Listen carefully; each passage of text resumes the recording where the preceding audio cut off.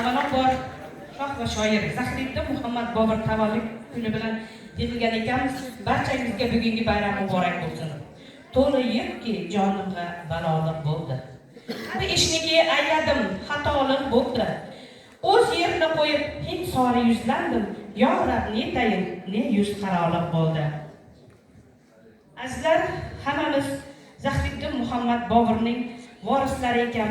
Demak, men bugun sahnaga mana shu yerda ishtirok etayotgan ishtirokchilardan davraga taklif qilaman.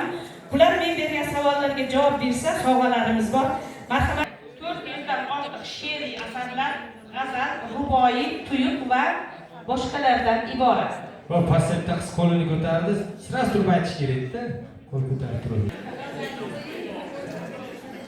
To'lg'ama usuli va o'z sochuvchi qurollarni qo'llashda.